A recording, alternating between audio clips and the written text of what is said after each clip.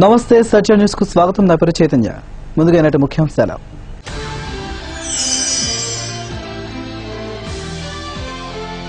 అసెంబ్లీలో అధికార పక్షం ఏకపక్షంగా వ్యవహరిస్తుంది. ఒంగోలు పార్లమెంట్ సభ్యులు వైవి సుబ్బారెడ్డి ధ్వజం.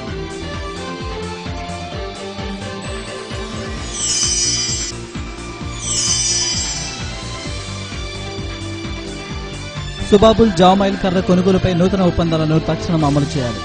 ఏపీ రైతు సంఘం డిమాండ్.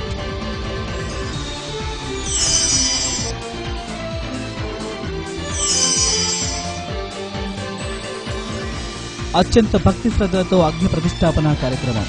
విశేషంగా హాజరైన భక్తులు.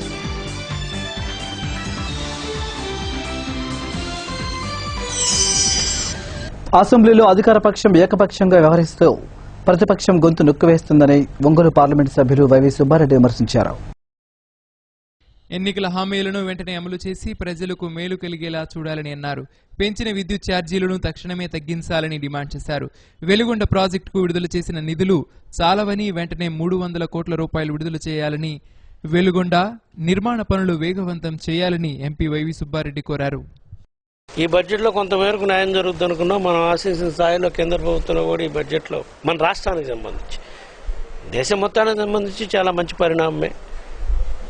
బట్ మన రాష్ట్రానికి సంబంధించి జరగాల్సిన న్యాయం సరిగా జరగలేదు. ముఖ్యంగా ప్రత్యేక స్పెషల్ స్టేటస్ ఇవ్వడంలో కానీ, రాజధాని నిర్మిస్తామని చంద్రబాబు నాయుడు గారు, నరేంద్ర మోడీ గారు, బీజేపీ, తెలుగుదేశం ఈ రెండు ఇక్కడ అక్కడ అధికారంలో ఉన్నారు.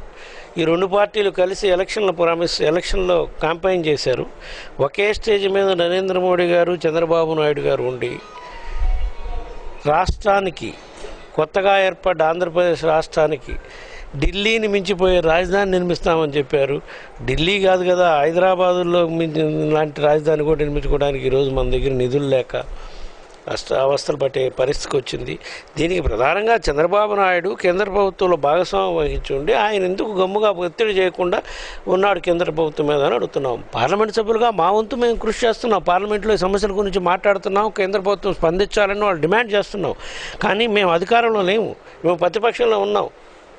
అయినా సరే మా వంతు మేము కృషి చేస్తున్నాం. కేంద్ర ప్రభుత్వంలో ప్రభుత్వం మీద ఒత్తిడి తీసుకొచ్చే కార్యక్రమం మా పార్టీ అధ్యక్షుడు జగన్మోహన్ రెడ్డి గారు లోగడ కూడా రైల్వే శాఖ మంత్రిని, హోంశాఖ మంత్రిని, ఆర్థిక శాఖ మంత్రిని కలిశాడు. మళ్ళా త్వరలో వీళ్ళ ప్రధానమంత్రిని కలవడానికి అపాయింట్మెంట్ అడిగాడు. వెళ్ళి ప్రత్యేక స్పెషల్ స్టేటస్ కోసం తప్పకుండా ఒత్తిడి తీసుకొస్తాం. అట్లనే రాజధానికి స్పెషల్ స్టేటస్ ఇవ్వాలని కూడా చేస్తాం. ముఖ్యంగా ఇప్పుడు రాష్ట్రంలో జరుగుతున్న పరిణామాలను మీరు ఇప్పుడు అసెంబ్లీ జరుగుతున్న తీరు చూస్తే మీకు అర్థమవుతుంటుంది. ప్రతిపక్షం గొంతును ఏ విధంగా నొక్కేస్తున్నారు అధికార పక్షం అనేదాన్ని కేవలం ఈ రాష్ట్ర అసెంబ్లీలో జరిగే పరిణామాలను బట్టి అర్థమవుతుంది. ఇంతకన్నా మనకి అతిశక్తి ఇంకేముండదు రాష్ట్ర ప్రభుత్వం దిగజారుడుతనానికి. కానీ ఈ ప్రభుత్వం ఇప్పటికైనా కళ్ళు తెరిచి పెంచిన విద్యుత్ ఛార్జీలు తక్షణమే తగ్గించాలి. రైతులకు వాళ్ళు హామీ ఇచ్చిన మేరకు రుణమాఫీ చేయాలి. డాక్రా మహిళలకు వాళ్ళకి రుణాలు మాఫీ చేస్తామని చెప్పారు, అవి మొత్తం కూడా చేయాలి.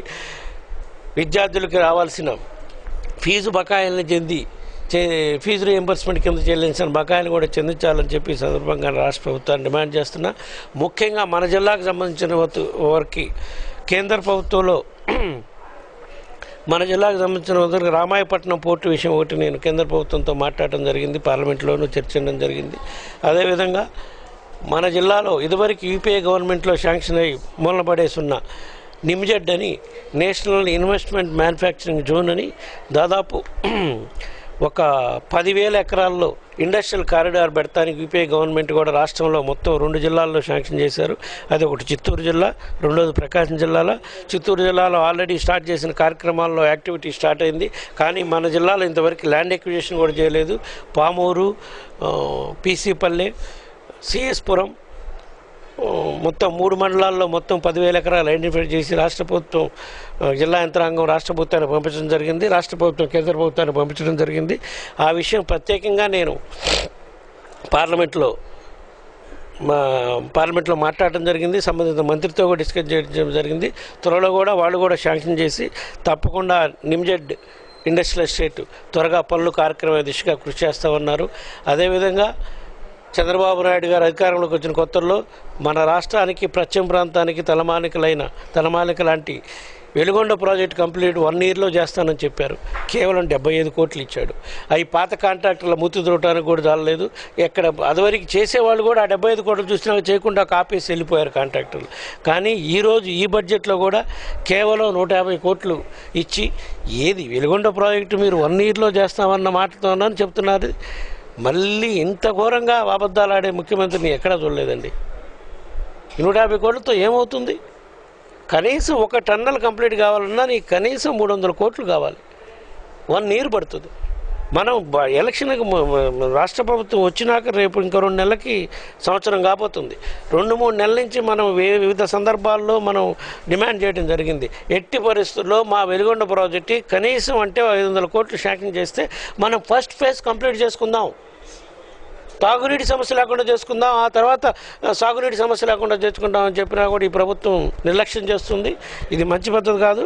తక్షణం ప్రకాశం జిల్లా పశ్చిమ ప్రాంతాన్ని ఆదుకోవడం కోసం వెలుగొండ ప్రాజెక్టుకి మళ్ళా నిధులు అందించి సహాయం చేయాలని చెప్పి సందర్భంగా రాష్ట్ర ప్రభుత్వాన్ని కూడా డిమాండ్ చేస్తున్నాం. రామకథ ప్రజల నాలుకల మీదే కాక చిత్రకారుల కొంచెన కూడా పలుకుతుంది. చెరువు శ్రీలక్ష్మి రామకథను 60 ఘట్టాలుగా చేసి వేసిన చిత్రాలు అబ్బురపరుస్తున్నాయి. రామజననం మొదలుకొని శ్రీరామ పట్టాభిషేకం వరకు రామాయణంలోని అపూర్వమైన ఘట్టాలను అపురూపంగా చిత్రించారు చెరువు శ్రీలక్ష్మి. నాట్యావధాని డాక్టర్ ధారా రామనాథ శాస్త్రి ఈ చిత్రాన్ని ఆవిష్కరించారు.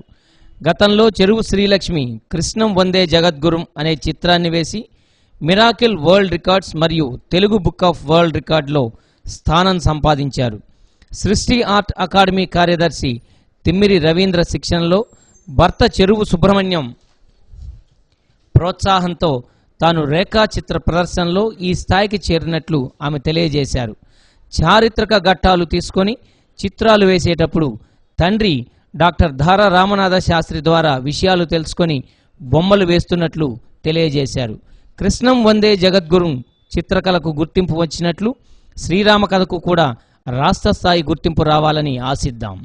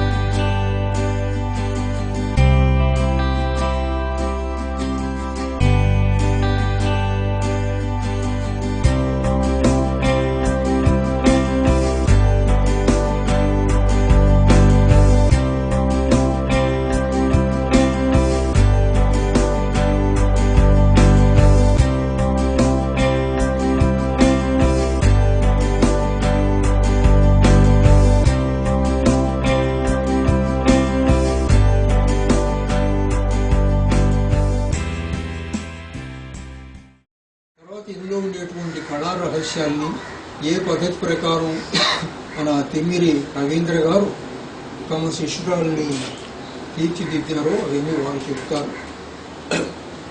మొట్టమొదట ఇలాంటి ముచ్చట్లకి నేను భాగస్వామ్యం ఎందుకు నాకు ఎల్లప్పుడూ మనసులో ఉండేది మా అల్లుడు చిరంజీవి సుబ్రహ్మణ్యం అమ్మాయిని చేపట్టినప్పటి నుంచి ఆమెలో ఉండేటువంటి కళాతృష్ణని గమనించి సంపూర్ణమైనటువంటి దోహదం ఇచ్చి గురువుగారి చేత చెప్పించి ఒక స్థాయికి తీసుకొని వచ్చాడు.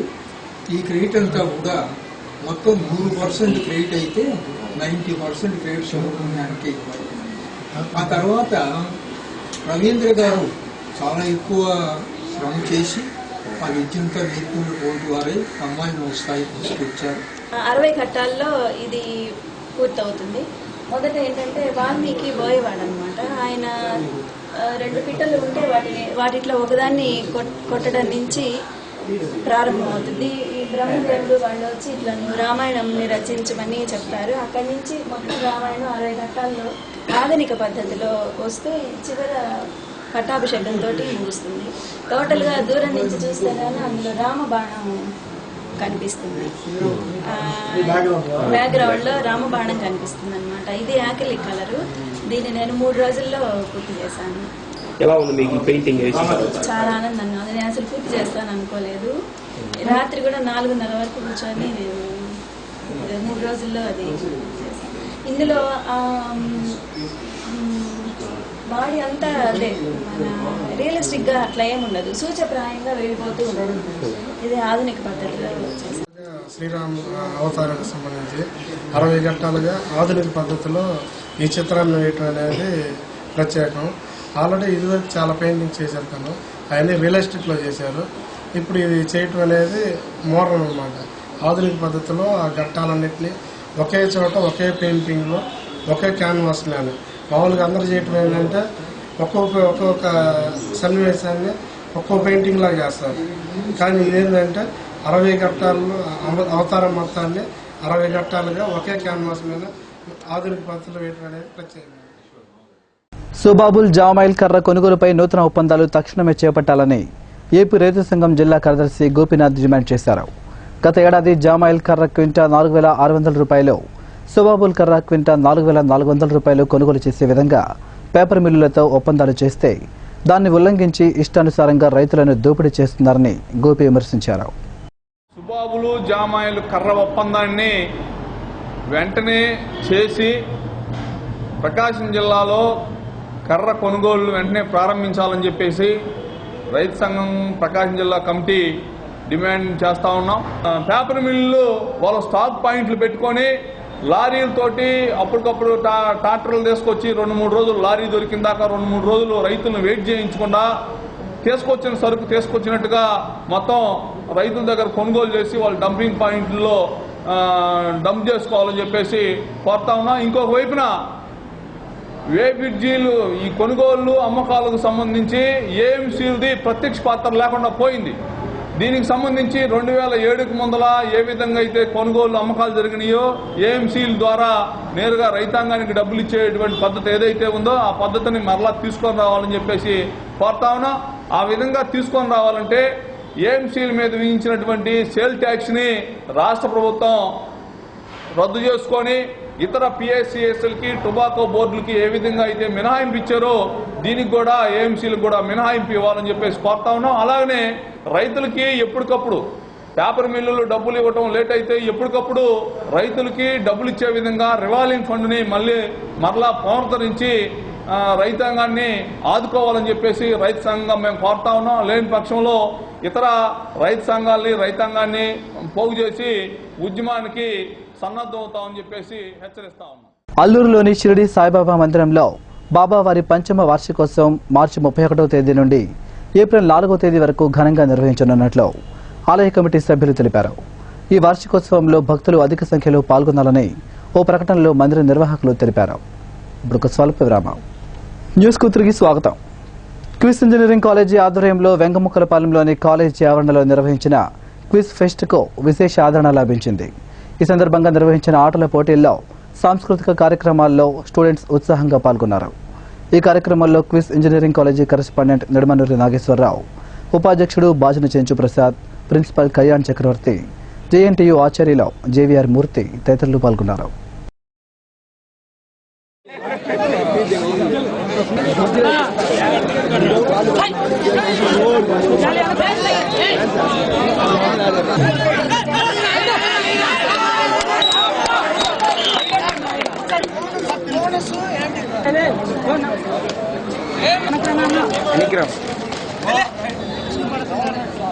మెయిన్గా ఈరోజు క్విజ్ ఫెస్ట్ అంటే ఈ క్యూఏఎస్ గ్రూప్ ఆఫ్ ఇన్స్టిట్యూషన్స్ ఏవైతే ఉన్నాయో అన్నీ కలిపి ఒక అంబ్రెల్లా కింద, మీకు తెలుసు QIS college of engineering and technology, QIS institute of technology అనే 2 ఇంజనీరింగ్ కాలేజీలు, QIS college of pharmacy and QIS degree and PG college, ఇట్లా మాకు ఇంకా స్కూల్స్ కూడా ఉన్నాయనుకోండి, బట్ మెయిన్లీ ఇప్పుడు ఈ 4 కాలేజీలకు సంబంధించినటువంటి విద్యార్థులు దీంతో పార్టిసిపేట్ చేస్తున్నారు. ఇది ఒక ఉత్సవం లాంటిది.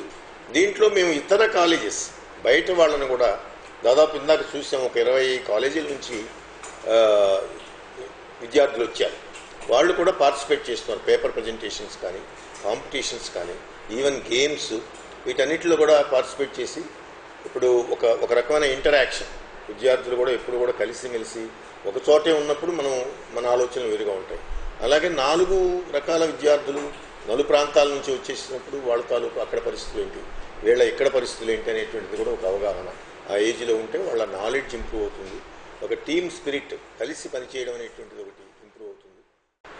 ఒక మంచి సహజీవనం, ఒకళ్ళ లోటుపాట్లను తెలుసుకుని ఒకళ్ళతో అడ్జస్ట్ అయ్యి బతకటం అన్న మంచి కాన్సెప్ట్స్ వస్తాయి మనుషులకి. సో అందుకని ఇటువంటి కాంపిటీషన్స్ని ఇలా కాలేజ్ వాళ్ళు ఆర్గనైజ్ చేయడం అనేది ఎంతో చాలా మంచి విషయం. తర్వాత అనేక కాలేజీలు చుట్టుపక్కల నుంచి కూడా చాలా మంచి పార్టిసిపేషన్ వచ్చింది దీనికి.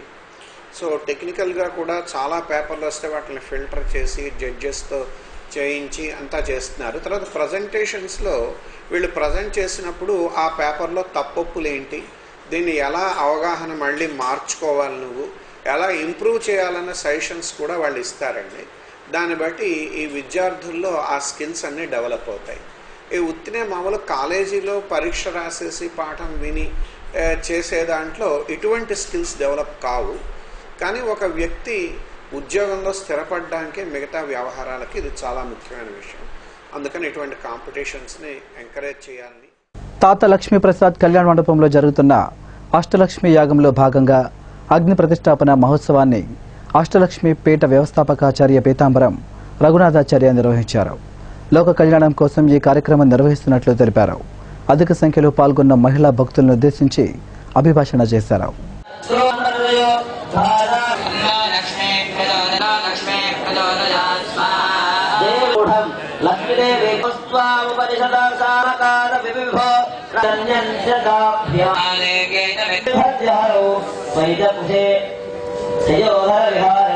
ఋగ్వేదానికి, యజుర్వేదానికి, సామవేదానికి, అధర్వణ వేదానికి అష్టాక్షరీ కుండమని ఒక అష్టదళ పద్మంలో ఉంటుంది, 8 రేకులతోటి. 5 హోమకుండాల్లోనూ ఈవేళ అగ్నిప్రతిష్ఠ, విశ్వక్సేనారాధన, పుణ్యాహవచనం కార్యక్రమం చేసుకుని అరణి చిలుకుతారు మన వాళ్ళు.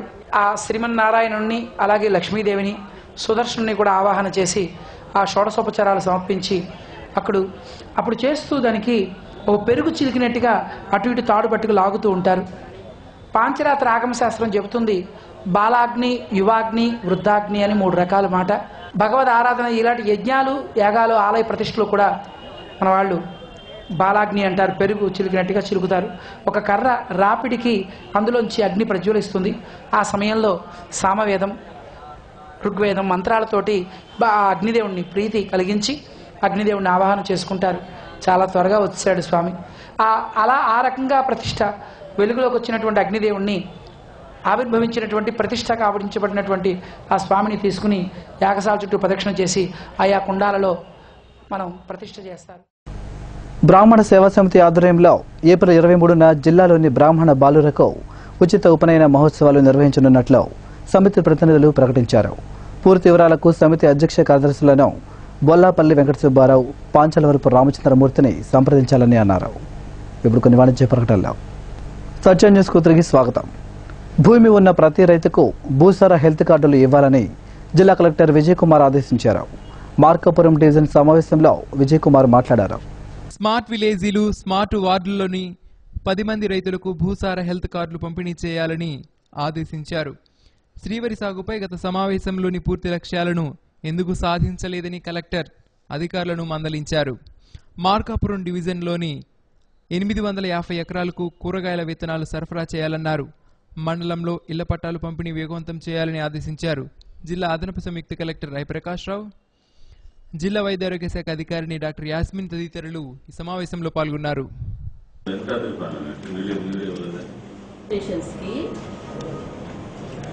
ఎందుకు టీటీ ఇవ్వలేదు అంటే మీరు రిజిస్టర్ చేసినాయి అంటే 20 వీక్స్కి వెళ్ళిపోతున్నాయా?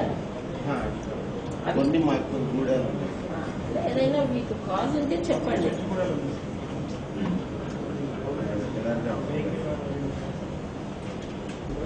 సర్వీసెస్ ఇచ్చారు ఇక్కడ అప్లై కాదు. Registered but why you are not giving TT?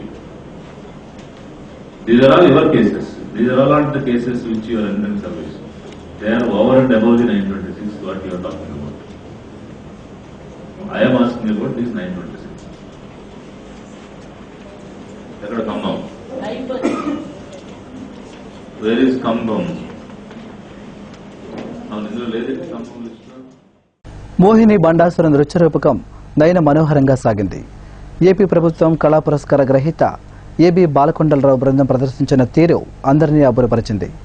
నిజ దృశ్యాలను చూస్తున్న అనుభూతికి లోను చేసింది. శ్రీ శారదా సంగీత సాహిత్య సభ నిర్వాహకురాలు శారదాంబ ఆధ్వర్యంలో జరుగుతున్న శ్రీ వసంత నవరాత్రులను మందిర నిర్వాహకులు అలహరు చెంచలరావు పర్యవేక్షించారు.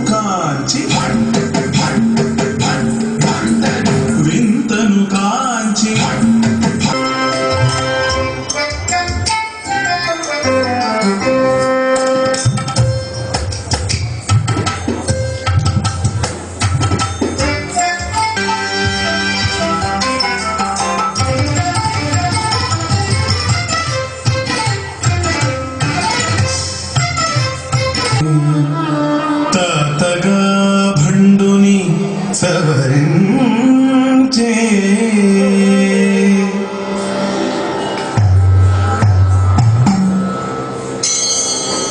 అసలారెడు అనురక్తిని అసదృశమగుబంతిని అసలారెడు అనురక్తిని అసదు కాని తపమిట్లు అసాధనగా మెచ్చునట్లు ప్రసన్న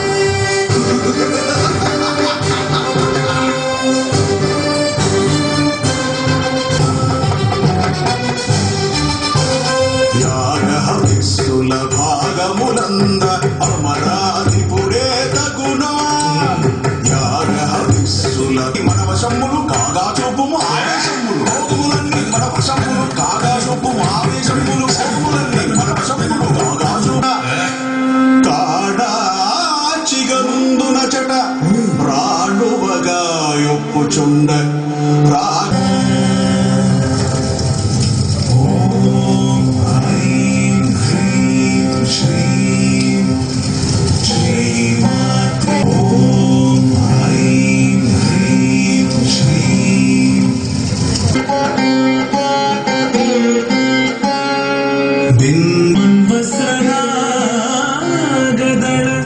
షోడశ శ్యామలా షట్చక్ర సంచారి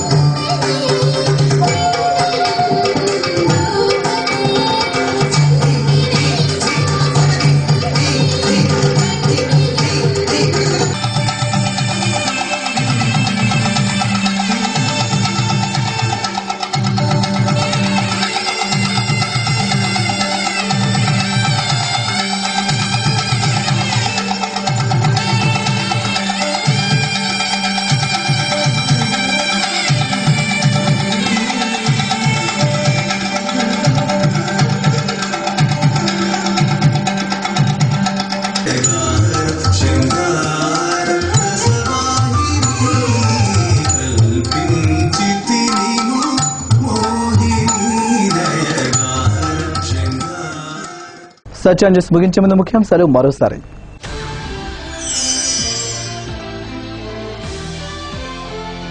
అసెంబ్లీలో అధికార పక్షం ఏకపక్షంగా వ్యవహరిస్తుంది. ఒంగోలు పార్లమెంట్ సభ్యులు వైవి సుబ్బారెడ్డి ధ్వజం.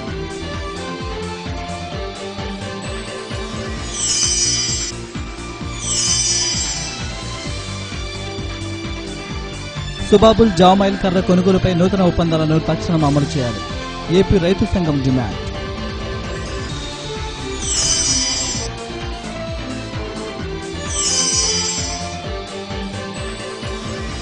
అత్యంత భక్తి శ్రద్ధలతో అగ్ని ప్రతిష్టాపన కార్యక్రమం. విశేషంగా హాజరైన భక్తులు.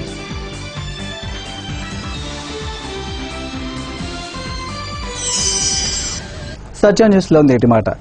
కుటుంబం కోసం త్యాగం చేసేవాడు ఉన్నతుడైతే దేశం కోసం త్యాగం చేసేవాడు మహనీయుడవుతాడు.